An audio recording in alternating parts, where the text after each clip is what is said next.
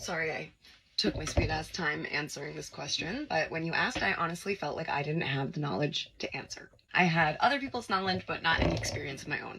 What is the point of regurgitating other people's information when you can just get it firsthand from them? But now, as a new UGC creator who actually has some experience landing some gigs, I feel like I can tell you exactly what has worked and hasn't worked for me. And it's just what's worked for me so far. There's a million other ways. I will say, I do not use Twitter.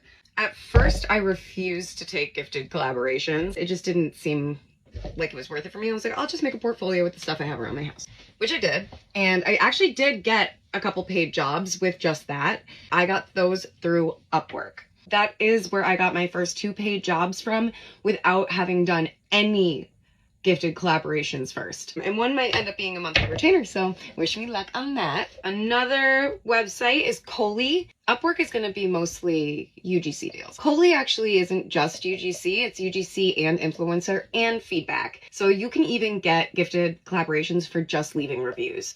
I believe their influencer channel is more for influencers. They're not so much for micro influencers or nano influencers. I haven't had any luck applying through the influencer section, but I have had luck getting a UGC deal through that. Another influencer one that's not UGC, but it kind of ends up being kind of UGC. It's a good way just to connect to brands is Social Cat. It's basically for micro influencers. So even if you have like under 10,000 followers, but I will say they're gifted collaborations so far. Now that I've done a few, I can go to more paid collaborations. The reason gifted collaborations have actually been very valuable for me is because it motivates me to create more content. So all of a sudden now I have a much larger portfolio. Also, I have all of their testimonials, like great video, which also gives me credibility. It's real people's feedback, really enjoying working with me. So that's great for other brands to see. Also, I can put their brand names under companies that I've worked with. And it's just all about getting more experience and more credibility. It's so valuable just even getting the experience of interacting with brands, just like the communication back and forth, especially for just a gifted collaboration, because it almost feels like less pressure. So that's why I think that there is something to doing gifted collaborations. Also, if you're concerned about paying taxes on them at the end of the year, a lot of the time, if you bring that up to the brand, they will actually cover the taxes for you. So keep that in mind.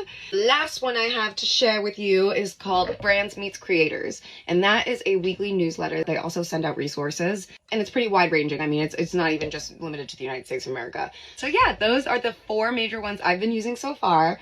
I also hear Aspire is amazing, and I think I'm going to try them next. If you guys have had luck with other ones that I did not mention, please add in the comments. And yeah, let's go get this bread. Good luck with your UGC journey.